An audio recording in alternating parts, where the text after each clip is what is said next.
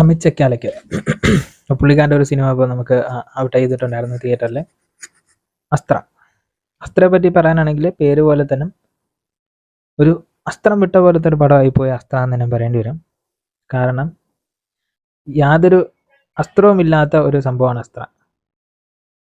ഒരു കൊലപാതകങ്ങൾ ഒന്നിലധികം കൊലപാതകങ്ങൾ നടക്കാനും പിന്നെ അതിൻ്റെ ഇൻവെസ്റ്റിഗേഷന് വേണ്ടിയിട്ട് പോലീസ് ഓഫീസറായിട്ടുള്ള നായകൻ വരെയാണ്.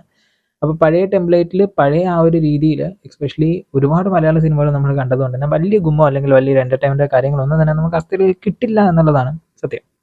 പ്രത്യേകിച്ച് പറയാനുള്ളത് ഒരുപാട് കൊറിയൻ ഡ്രാമകൾ റിലീസ് ചെയ്യുന്നുണ്ട്. സോ വേണമെങ്കിലും ഒന്ന് പോയി കണ്ടു നോക്കാം. അസ്ത്രയ്ക്ക് കണ്ണനെ കാട്ടിയിട്ട് നല്ലത് തന്നെ അത് തന്നെയാണ്.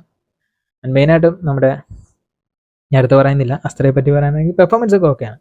ഒരു വാച്ചബിൾ കണ്ടൻറ്റായിട്ട് എനിക്ക് തോന്നിയിട്ടില്ല. സോ നിങ്ങൾക്ക് തോന്നിയിട്ടുണ്ടെങ്കിൽ ഉറപ്പായിട്ട് കമൻറ്റിൽ ലീവ് ചെയ്യുക.